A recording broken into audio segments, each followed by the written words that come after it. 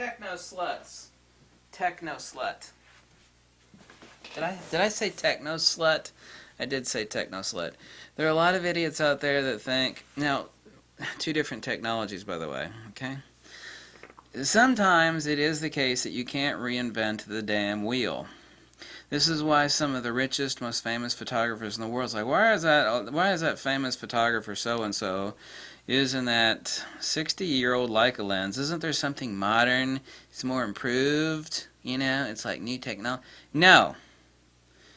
You know, you have no idea why he's using that lens. People are asking me, it's like, you know, I wondered why no matter what I did, I could never get images like Henri Cartier-Bresson and some of these other people that would use these freaky old brass lenses, you know, that are as old as my grandpa. It's like, they got lots of money, why don't they buy new technology? I'm not talking about the camera body, okay? Improvements in tracking. See, there are two different technologies in photography, and this is something you don't realize that I do. Two different technologies in photography, okay? Now, we all love image stabilization. However, I'm not a douchebag. I got by for 20 years without image stabilization.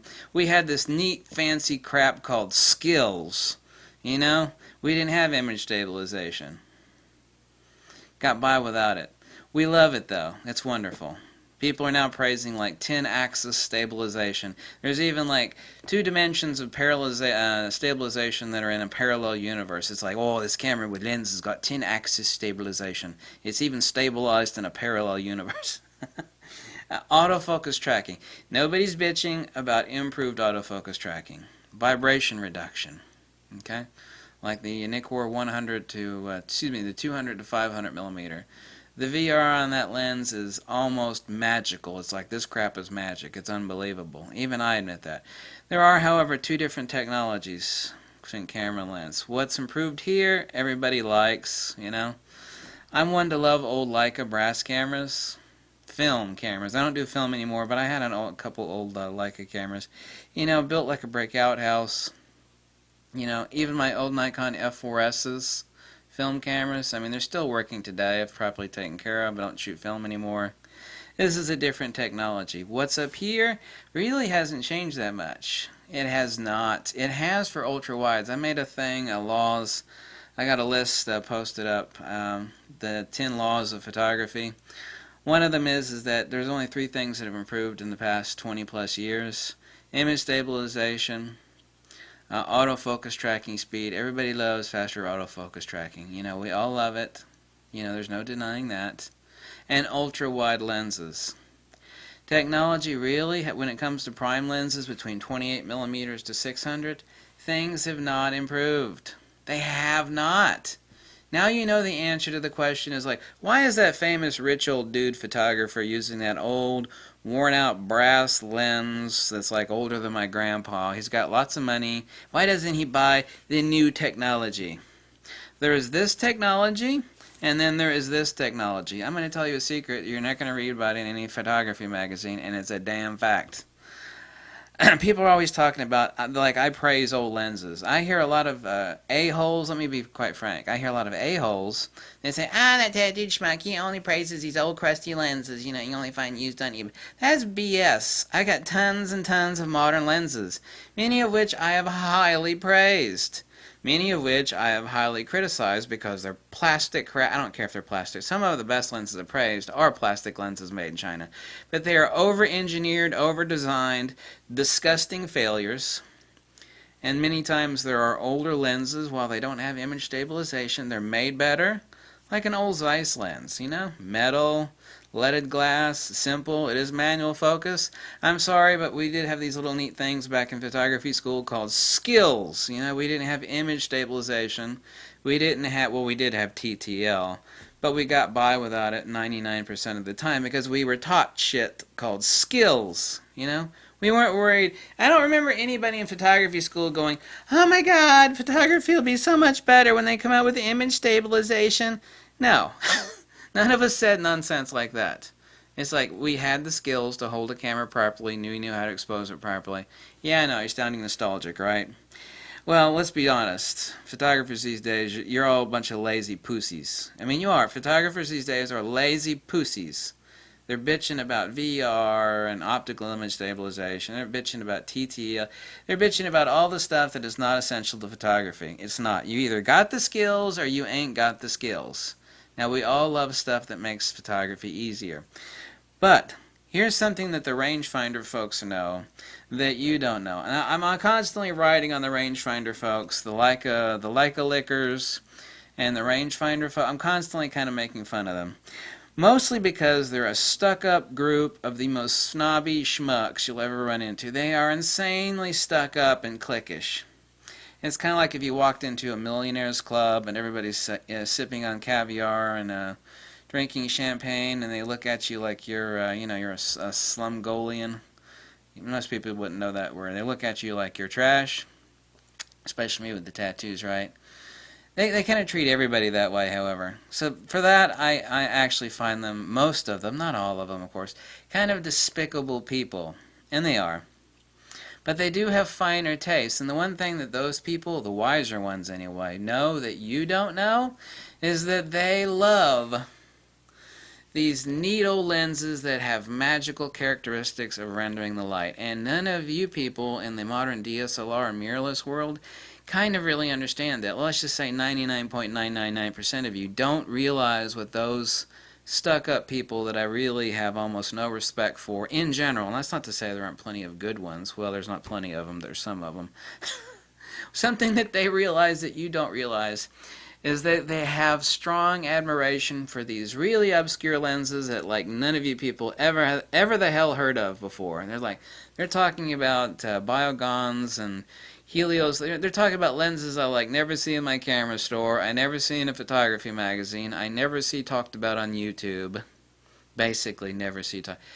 They know stuff that you don't know. And for that, I actually applaud them, not because they have information that I don't, but because they appreciate lenses that all of you people have like basically never heard of.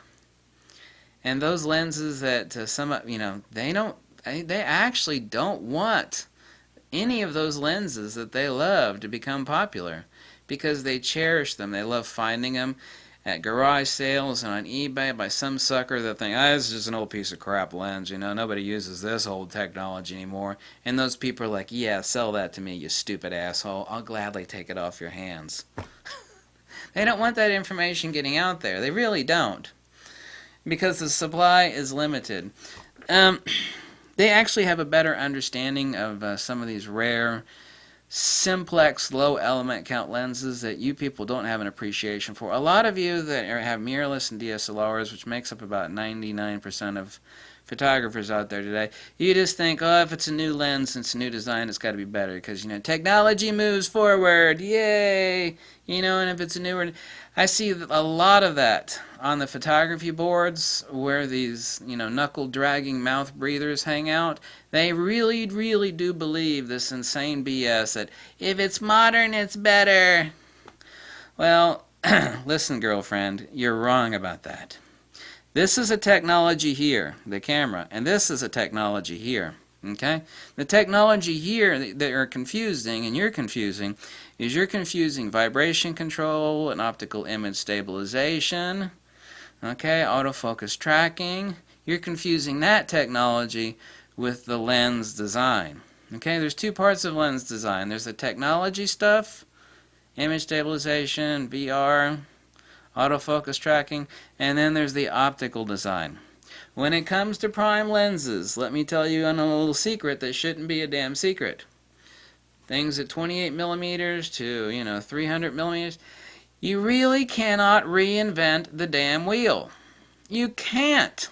People think, we got magical coatings now. They're mystical, super magical, nano crystalline coatings. No, that crap only exists to make lenses more complex with more elements to reduce inter-element light bounce. Excuse me, I said balance. Bounce. No. These old lenses, these things that the rangefinder people, the stuck-up rangefinder people know that you don't know, is something that I also know. Simplicity is divinity. You cannot reinvent the damn wheel. And this is the answer to that question when I've heard this many times. They'll talk about some famous photographer. It's like, that person's got a lot of money. I want to know why they're using that that really tarnished and like the brass is showing through the chrome plating? Why are they using that really old lens that's like as old as my grandpa? They've got money. They're rocking a new camera.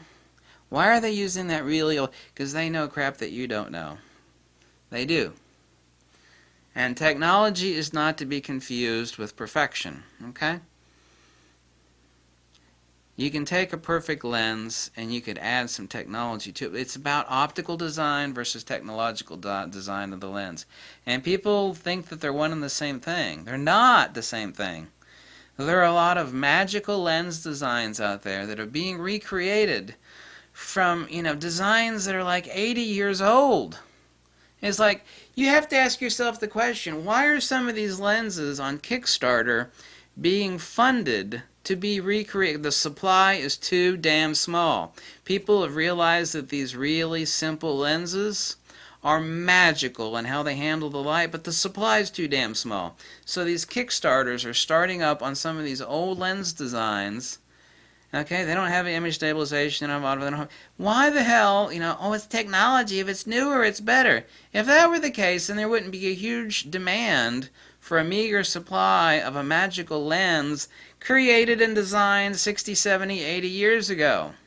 And they are getting funded because there are enough intelligent people out there that know what the hell a real good lens does versus, it's the technology, it's latest plastic crap from China. Yay! They just invented this lens last year, and it's the newest technology, it must be better. Bullshit. Bullshit. Wrong. Okay? This is what the rangefinder folks, even though I don't respect them generally, there's some plenty good rangefinder people, obviously. But far too many of them just really stuck up. They have their heads up their backside. They are a really cliquish, stuck-up group of people. But something that they know that you don't know is that. And that's the reason why old, rich, famous photographer dude is rocking off that 60, 70-year-old lens. And why some of these old lens designs are being revitalized. They're keeping the exact same they're keeping everything exactly the same, but they're going to be remaking it. And that's the reason. Can't reinvent the wheel. When you have perfection, kind of like grandma's old recipe for making, I don't know, whatever the hell in the kitchen. It's like, you can't improve on it. Perfection is perfection. That's the ceiling. You can't improve on perfection. So, there's certain things you can make better, and there's certain crap you cannot make better. Okay? And this is the real big secret of lenses and lens technology that most of you don't understand. Thanks so much. Like this video, drop me a buck or two, big juicy pizza, which I absolutely don't need since I'm too fat already. Tell me to jump off a cliff, whatever makes you happy, whatever floats your boat, whatever tickles your pickle. Catch you later. До свидания, увидимся, пока, hasta luego. I don't speak Spanish, whatever.